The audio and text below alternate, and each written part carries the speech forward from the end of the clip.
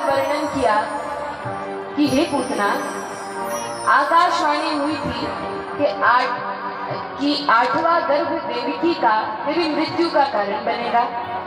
तुम एक काम करो, उस बालक ने अभी अभी जन्म लिया है, एक दो दिन हुए हैं और वह बालक अधिक बड़ा नहीं हुआ होगा, अभी कहीं गया नहीं होगा, ब्रजमंडल के अंदर ही होगा।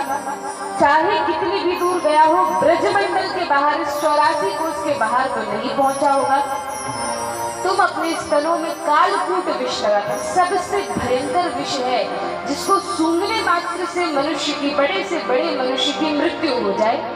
अब इस कालकूट विष को अपने स्तनों में लगाकर जाओ और जितने भी बालक हैं जिन्होंने इस ब्रज में जन्म लिया है, एक बड़ी सुंदर देवी के समान रूप धारण करो और सभी बालकों को अपना स्तनपान करा दो। जितने भी बालक हैं वे सभी मर जाएंगे। साथ में अपने सैनिकों को भी भेजा, 10-20 वर्ष के जितने भी बालकों ने जन्म लिया है, 1 महीने तक के जितने भी बालकों का ब्रज में जन्म हुआ है, सभी को पकड़ पकड़ कर छीन कर मार दो।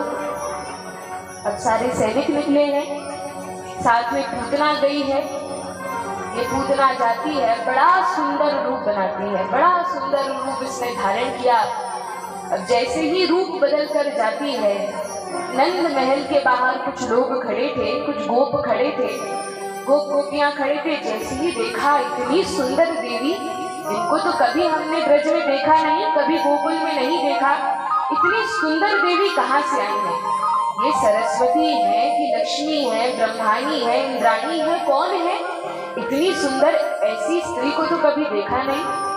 अब पूतना तो रूप बदल कर आई है, मेकअप पोत कर आई है। अब जैसे ही पूतना जाती है, पूछती है क्या यहाँ पर किसी छोटे बालक ने जन्म लिया है, क्या किसी बालक का, बालिका का जन्म हुआ है? ब्रजवासियों ने सोचा वैसे तो बहुत सारे बालकों का जन्म हुआ है, लेकिन ये स्वर्ग से या किसी उच्च लोक से कोई देवी आई है और इस देवी को सबसे पहले आशीर्वाद देने के लिए नंद बाबा के लाला के पास भेजना चाहिए, क्योंकि नंद महाराज के लाला भगवान श्री कृष्ण सबको बहुत प्रिय है, सब अपने ही पुत्र के समान समझते हैं। तो कहा हाँ, अब सीधे चले जाइए, नंद महल मिलेगा, बड़ा सुंदर बड़ा सा घर है और वही एक लाला का जन्म हुआ है।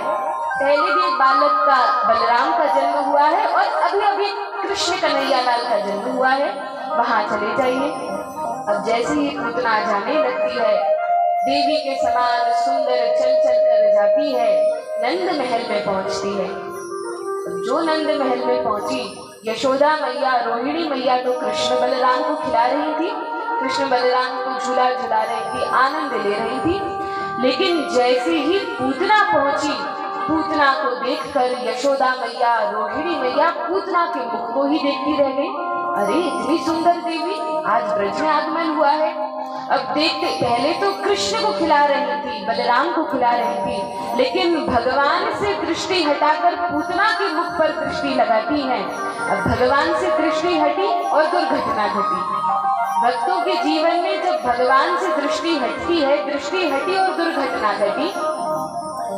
भगवान श्री कृष्ण को देख रही थी, उन्हें छोड़कर पूतना को निहारने लगी। भगवान को मन ही मन लगा, मैं इतना सुंदर हूँ, इस संसार में सबसे अधिक सुंदर हूँ और मेरी माता मुझे ना देखकर इस राक्षसी पूतना को देख रही है, अभी इसका असली रूप दिखाता हूँ। अब भगवान तो चुपचाप पालने में पड़े हुए हैं।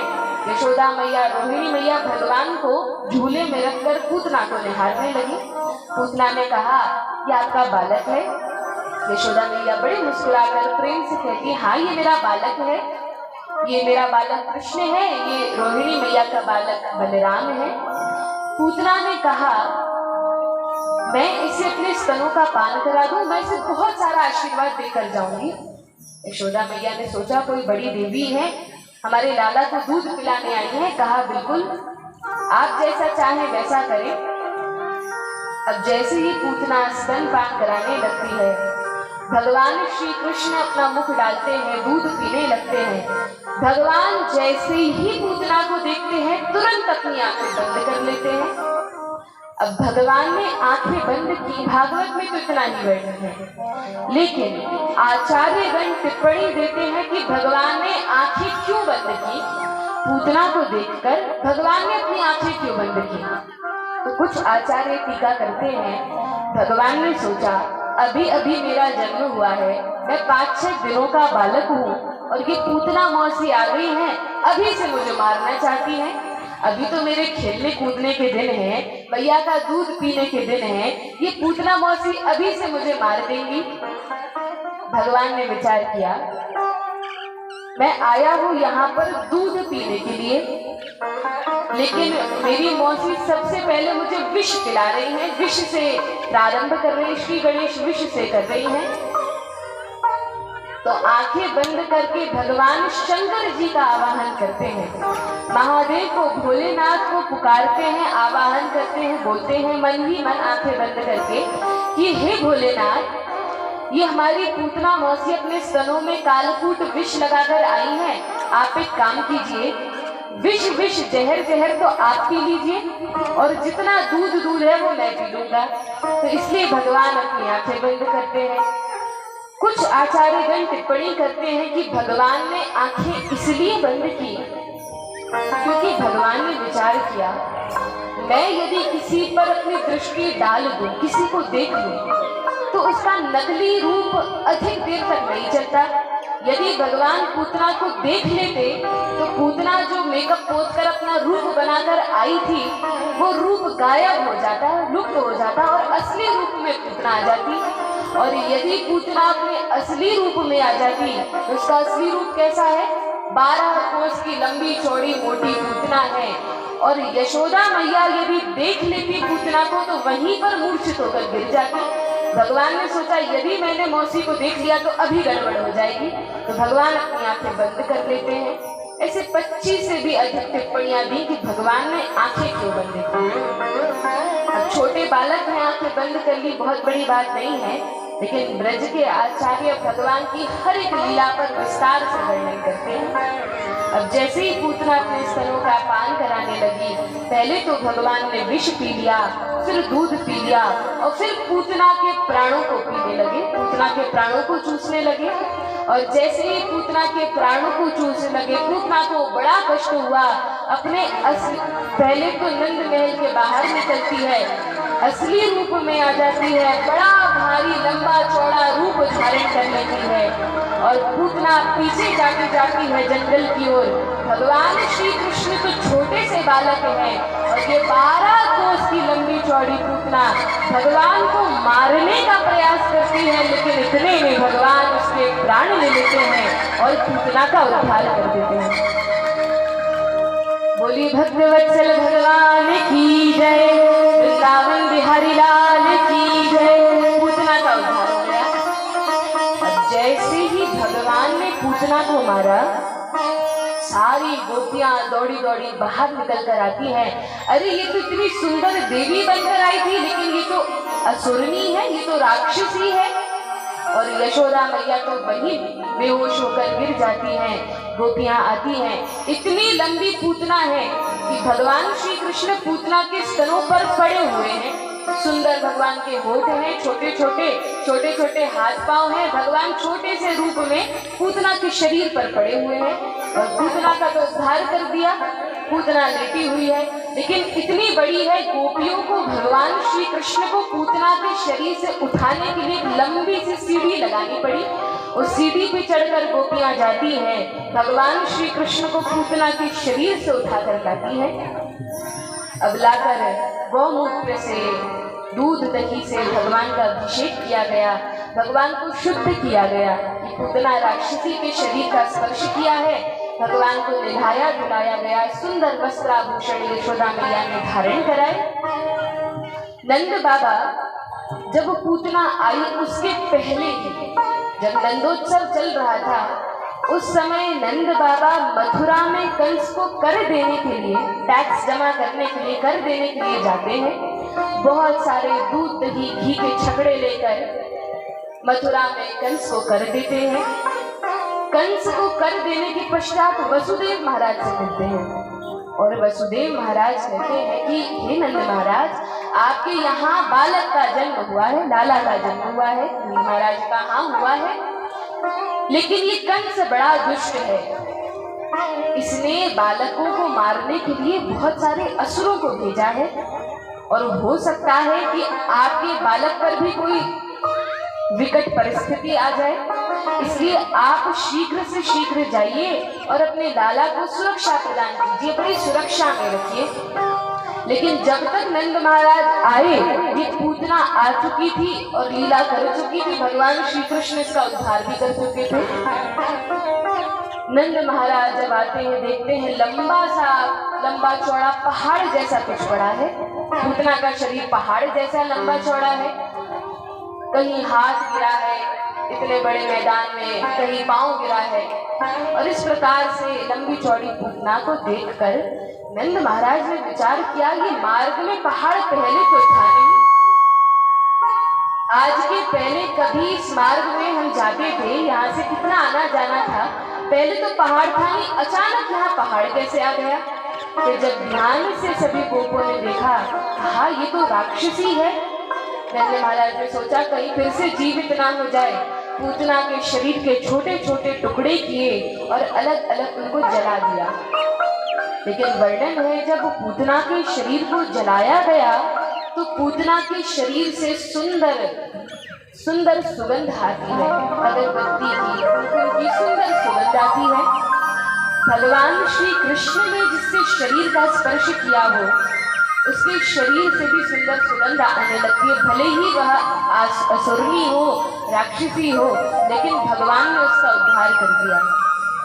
शुकदेव गोस्वामी वर्णन करते हैं, अहो बकीयम स्तन कालकूटम जिघाम सयापा ययदप्य साध्वी लेधे गतिम धातृच्युताम ततोन्यम कंबा दयालुम शरणम प्रपद्ये। शुकदेव गोस्वामी कहते हैं, भगवान श्री कृष्ण इतने दयालु हैं, इतने कृपालु हैं, इतने कृपामय हैं।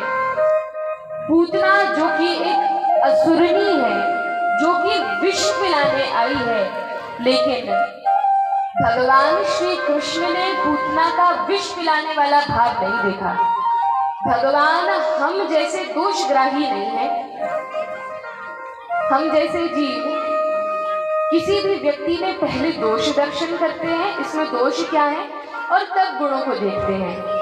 लेकिन भगवान किसी में दोष दर्शन नहीं करते, वे तो गुणों को ही देखते हैं।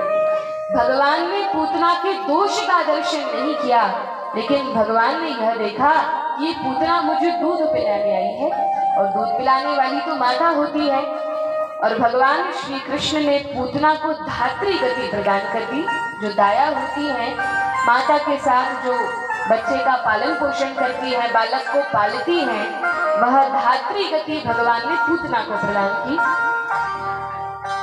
जब भगवान ने विष पिलाने वाली पूतना को अपनी माता की गति प्रदान कर दी, जो गति यशोदा को, रोहिणी को मिलनी थी, वह गति पहले ही पूतना का उद्धार करके अपने धाम में पूतना को प्रदान कर दिया।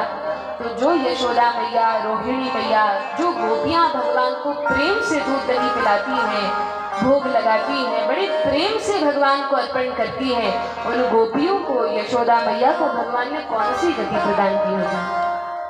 जब भगवान पूतना जैसी असुरनी पर इतनी कृपा कर सकते हैं, तो यदि कोई भक्त प्रेम से भगवान को कुछ अर्पण करे, तो भगवान उसको क्या दे सकते हैं, इसकी हम कल्पना भी नहीं कर सकते। तो भगवान श्री कृष्ण ने पूतना का उद्धार किया। आगे वर्णन है, कंस को जब समाचार मिला कि छोटे से बालक, 6 दिन के बालक ने पूतना जैसी असुरनी का वध कर दिया, कंस को बड़ा आश्चर्यचकित हुआ, बड़ा भयभीत हो गया। जब वो पूतना को मार सकता है तो मुझे भी मार सकता है, कंस को बड़ा भय लगा। अगले असुर को भेजता है।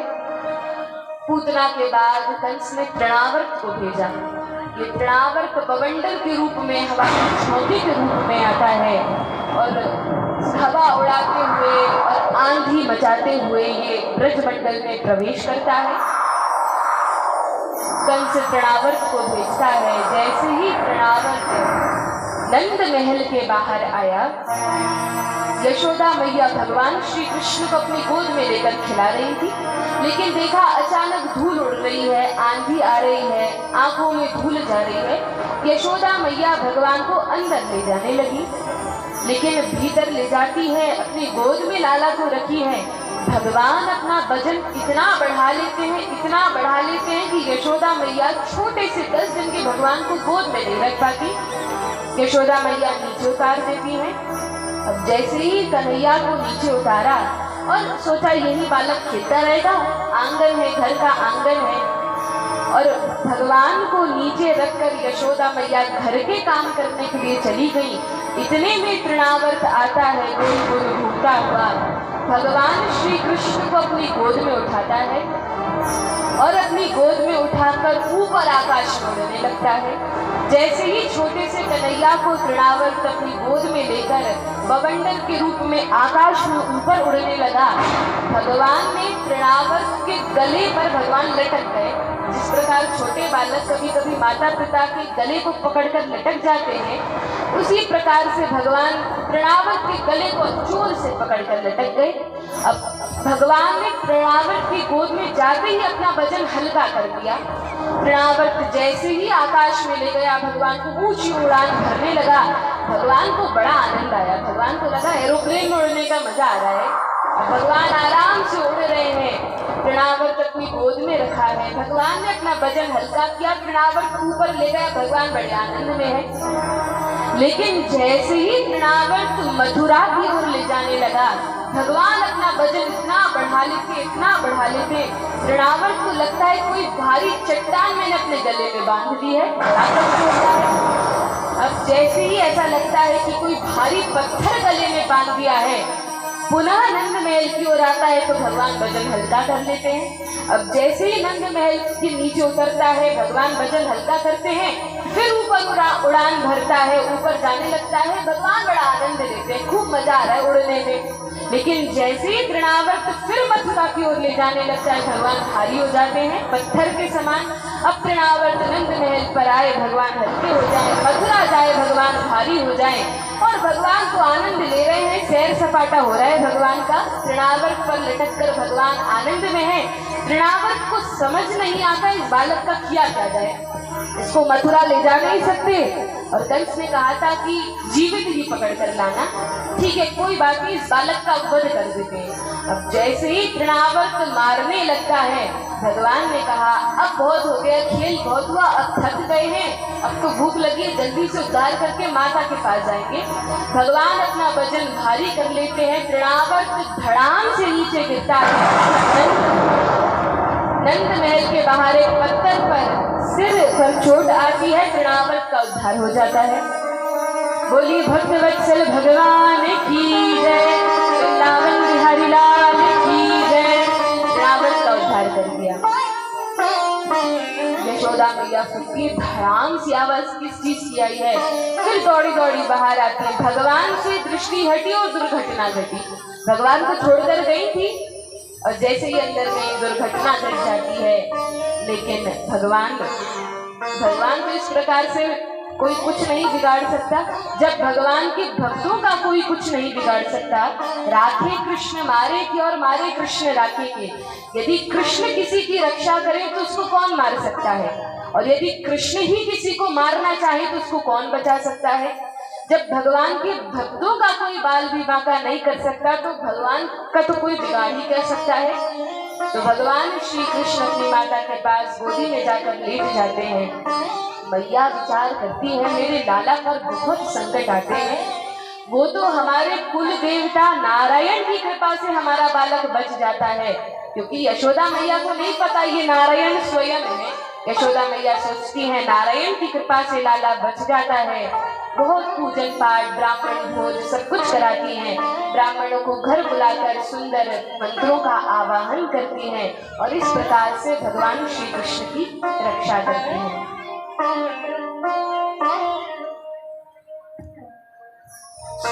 कृष्ण गोविंद हरे मुरारी, हे नाथ नारायण वासुदेवा।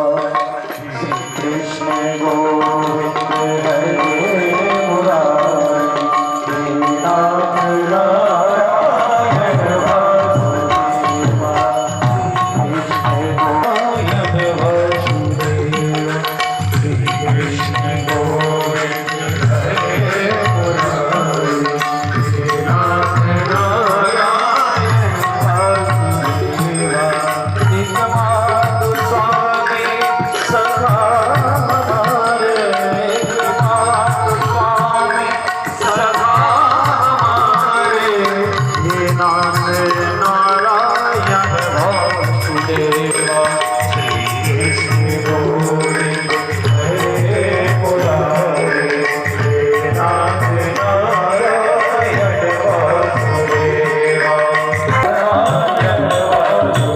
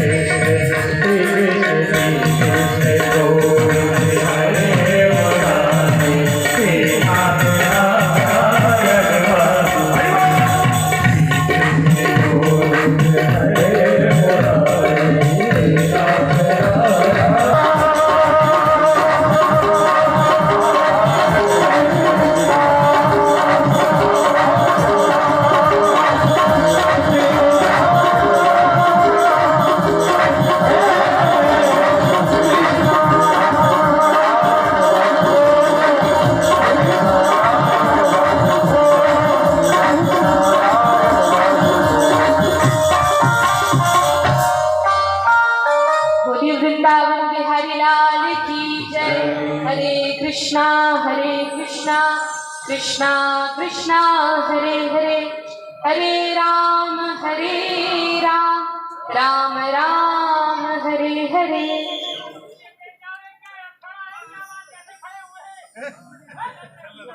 भगवान श्री कृष्ण को मारने के लिए सबसे पहले पूतना आती है, फिर कंस तृणावर्त को भेजता है। अब एक बार भगवान जब थोड़े और बड़े हुए, भगवान जब बड़े होते हैं, अब करवट बदलने लगी। भगवान ने सबसे पहली बार करवट स्वयं से बदली है। अब यशोदा मैया ने जैसे ही देखा कि अरे मेरे छोटे से लालन ने करवट बदल ली है, इतनी प्रसन्न हुई, आनंद में भर गई। पूरे ब्रज में सभी गोपियों को न्योता दे दिया, घर में खूब पूड़ी खीर सब कुछ बनाया जाएगा, सब लोग आओ हम त्योहार मनाएंगे। किस बात का त्योहार मनाएंगे? कृष्ण ने करवट बदली इस बात का।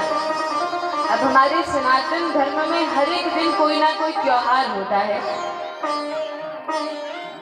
जैसे ही मैया ने निश्चय किया, बहुत सारी खीर पूड़ी घर में बनाई गई, बहुत सारी सामग्री बनाई गई। नंद बाबा यशोदा मैया बड़े प्रसन्न हैं, ब्रजवासी बड़े प्रसन्न हैं।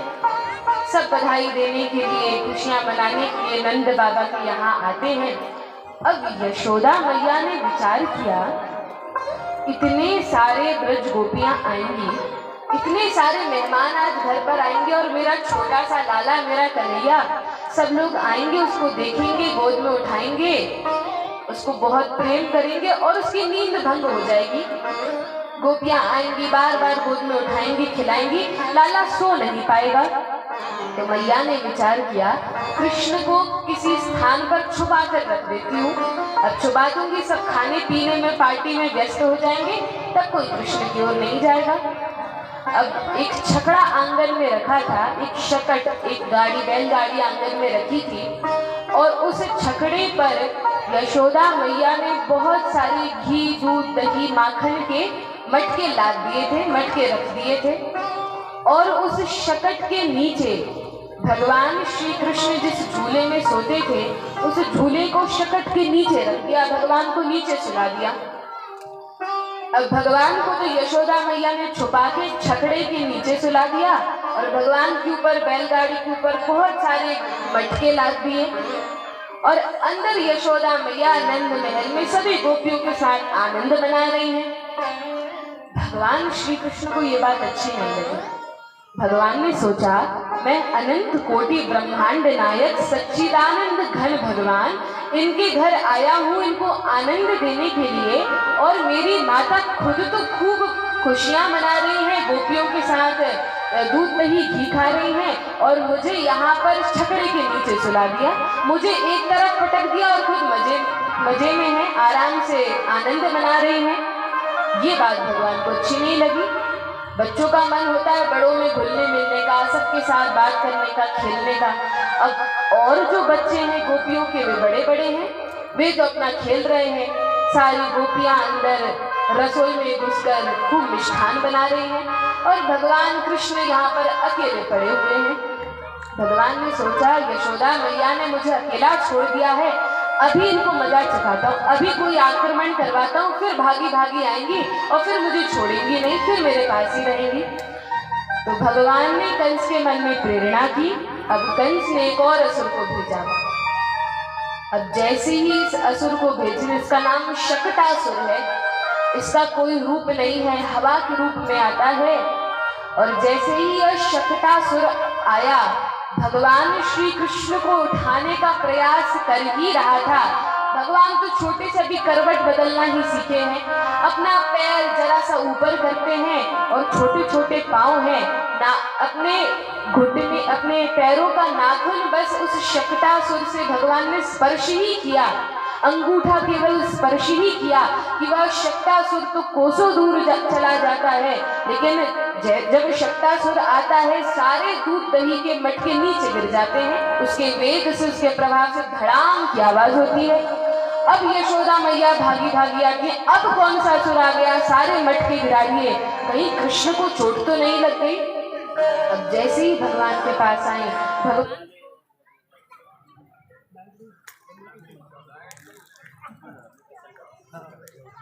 लाइट की खूब बातें कर लो, बाद में मौका नहीं मिलेगा। भगवान को नाम ले जरा, हरे कृष्णा कौन नहीं याद होगा, सुनाओ जोर से जरा, एक बार 2 मिनट को कीर्तन करो। हरे करो, शुरू करो।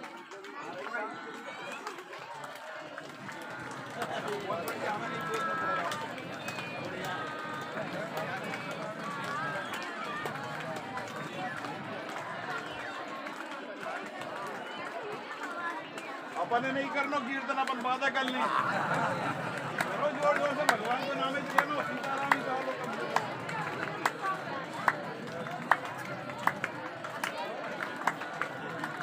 हरे कृष्णा कृष्णा कृष्णा हरे हरे, हरे राम राम राम हरे हरे। यहाँ की माताएं तो बड़ी अच्छी हैं, खूब भजन करती हैं, लेकिन इस साइड के लोग या तो चुपचाप बैठे रहते हैं, अब कौन नाम लेने का कष्ट करे, और थोड़ा इधर उधर देखो तो बस 1-2 ताली बजा देते हैं।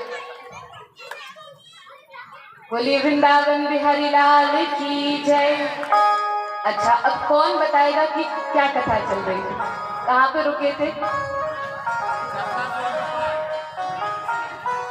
माताओं में से कोई? चलो, सबको याद है, शकटासुर की कथा चल रही थी। जब ध्यान से कथा सुनते हैं तभी भगवान की कथा का लाभ होता है, क्योंकि सुखदेव गोस्वामी कहते हैं सावधानतया श्रवण, भगवान की कथा को सावधान होकर श्रवण करना चाहिए। तो शकटासुर का भगवान उद्धार करते हैं, शकटासुर तो दूर चला जाता है और यहाँ पर भगवान ने विचार किया, मेरे नाम की दूध दही मिठाई खा रहे हैं कि इसने करवट बदली है और मुझे तो एक और पटक दिया है। अब जैसे ही शकटासुर का उद्धार किया, मैया यशोदा बालक कृष्ण को अपनी गोद में बैठाती हैं, बहुत लाड प्यार करती हैं, दुग्ध पान कराती हैं। आगे वर्णन है। अब भगवान थोड़े बड़े हो गए हैं। नंद बाबा ने विचार किया, कृष्ण और बलराम का अभी तक नामकरण नहीं हुआ, और जब तक बच्चों का ठीक से नामकरण नहीं हो जाता तब तक माता पिता भैयू किसी भी नाम से, अनक्षण नाम से बुलाते रहते हैं। उनके बहुत सारे 10 नाम पड़ जाते हैं। नंद बाबा ने सोचा कोई अच्छा सा नाम हमारे लाला का रख देते हैं। अब किसको बुलाएं नामकरण के लिए? तो कुल गुरु के पास गए। कुल गुरु ने कहा, गर्ग मुनि से अच्छे आचार्य इस पृथ्वी पर अभी नहीं है। यदि गर्ग मुनि आकर आपके बालकों का नामकरण संस्कार करें तो बड़ी अच्छी बात है, और समय पर बालकों का नामकरण संस्कार होना बहुत अधिक आवश्यक है। और नाम भी ऐसे होने चाहिए जिनका कोई अर्थ हो। आजकल बिना अर्थ के कुछ भी नाम रख दिए जाते हैं मन से, लेकिन वह सही नहीं है, शास्त्रों के अनुसार गलत है। तो बालक का कोई अच्छा सा नाम रखना है। अब गर्ग मुनि को बुलाया और कहा, भगवान की कृपा से, नारायण की कृपा से किसी भी वस्तु की कोई कमी नहीं है। अब बहुत बड़ा उत्सव करते हैं, धूमधाम से ये बालकों का, रोहिणी के बालक का और यशोदा के बालक का नामकरण संस्कार करेंगे। गर्ग मुनि ने कहा, ये गलती मत करना। यदि धूमधाम से सभी को बताकर, सबको बुलावा भेजकर नामकरण करोगे, कंस के पास खबर पहुंच जाएगी, सोचेगा छोटे बालक में नामकरण संस्कार हो रहा है, अपने सैनिकों को भेजेगा और बालकों को मरवा देगा। इसलिए क्योंकि कंस को यह भय है, उसके काल ने जन्म ले लिया है, और मैं तो गर्गाचार्य हूँ, मैं वसुदेव जी का कुल गुरु हूँ, और यदि सबको पता चल गया कि मैं आपके बालक का नामकरण करूंगा, कंस सोचेगा गर्ग मुनि गए हैं नामकरण करने के लिए, अवश्य देव की वसुदेव का बालक है। और थे भी, लेकिन नंद महाराज को तो पता नहीं है, और कंस को ये बात पता नहीं चलनी चाहिए। नंद महाराज ने कहा, जैसी आपकी आज्ञा। आचार्य चरण यदि कोई आदेश करे तो उस बात का पालन करना चाहिए, अपनी बुद्धि नहीं लगाना चाहिए। और गुरुदेव ने यह कह दिया, गर्गाचार्य ने कह दिया, बिना किसी उत्सव के केवल गौशाला में बैठकर, क्योंकि गौशाला से अधिक पवित्र कोई स्थान नहीं है। गौ माता में सारे देवी देवता निवास करते हैं, तो गौशाला में केवल नंद बाबा रहेंगे, मैं रहूंगा, गर्गाचार्य रहेंगे, साथ में यशोदा मैया अपने बालक के साथ और रोहिणी मैया अपने बालक के साथ, केवल इतने लोग रहेंगे और बालकों का नामकरण होगा। नंद बाबा ने कहा, जैसी आपकी आज्ञा। अब जैसे ही गौशाला में जाते हैं, पवित्र मंत्रों का उच्चारण किया, सारे विधि विधान किए। अब जब नामकरण की बात आई, जैसे ही नामकरण करने लगते हैं, पहले तो रोहिणी मैया के बालक को देखा, बड़े बालक हैं, भगवान से बड़े हैं। अब जैसे ही बलराम जी की ओर गर्गाचार्य देखते हैं, कहते हैं ये तो स्वयं बल है, इनमें बहुत बल है, बहुत शक्ति है, मैं इनका नाम बल रखता हूँ। लेकिन क्योंकि ये बल में राम जी के समान है, इनका एक नाम राम है, क्योंकि सबको आनंद प्रदान करेंगे। राम का अर्थ क्या है? जो सभी जीवों को आनंद प्रदान करे। तो 2 नाम रखे, एक बल क्योंकि बहुत अधिक बलशाली है, एक राम, तो दोनों मिलाकर बलराम नाम रख दिया। अच्छा, और कौन कौन से नाम होंगे इस बालक के? तो एक नाम तो बलराम होगा, इनका एक और नाम है। क्या नाम है? संकर्षण नाम है। संकर्षण नाम इसलिए रखा क्योंकि योग माया ने, भगवान की शक्ति ने देवकी के गर्भ से बलराम जी को खींचकर रोहिणी के गर्भ में डाल दिया, इस कारण से इनका नाम संकर्षण हुआ, संकर्षण नाम रख दिया। और क्या नाम है इस बालक के? कहा बलराम संकर्षण, और प्रेम से ब्रजवासी ताऊ भैया बुलाएंगे। कहा ठीक है। अब छोटे बालक का भी नामकरण कर दीजिए। जब भगवान कृष्ण के नामकरण की बात आई, और जैसे ही गर्गाचार्य भगवान श्री कृष्ण को देखते हैं तो देखते ही रह जाते, डूब जाते, समाधि लग जाती है। अब यशोदा मैया रोहिणी मैया को देखें, रोहिणी मैया यशोदा मैया को देखें, कितना समय हो गया, 15 मिनट, 20 मिनट, आधा घंटा, 1 घंटा, ये तो बस हमारे बालक को देखे ही जा रहे हैं। समाधि लग गई, क्या हो गया, कहीं निपट तो नहीं गए? लोग कहेंगे नंद बाबा का ही घर मिला था जाने के लिए। अब यशोदा मैया हिलाती, अरे बाबा जी उठ जाइए, क्या नाम रखे इस बालक का? अभी तक आपको कोई नाम ही नहीं मिला। गर्ग मुनि ने कहा नहीं नहीं, ये बालक कोई साधारण बालक नहीं है। अच्छा तो कौन है? ये तो दिव्य बालक है, स्वयं भगवान है। यशोदा मैया ने कहा ये बाबा जी तो पगला गए हैं, बताओ मेरे लाला को ये मिट्टी खाता है, माखन चुराता है और इतना नटखट है, इसको बता रहे हैं कि ये भगवान है। भगवान ऐसे थोड़ी ना होते हैं। यशोदा मैया में वात्सल्य भाव इतना है कि वे भगवान की ऐश्वर्यता को स्वीकार नहीं कर पाती। ये कभी नहीं समझ पाती कि मेरा बालक स्वयं भगवान है। हमेशा अपने बालक को अपना लाला, अपना बेटा नहीं समझती हैं। यशोदा मैया ने कहा आप तो इसका नाम बताइए, क्या नाम रखें? कहा इसका सर्वप्रथम नाम है, क्योंकि ये सब जीवों का, सब लोगों का आकर्षण करने वाला है। जो इसको एक बार देख लेगा, इसको ही देखता रह जाएगा, सभी को अपनी ओर आकर्षित करता है। आकर्षति इति कृष्ण, इसलिए इसका नाम कृष्ण होगा। बोली श्री कृष्णचंद्र भगवान की जय।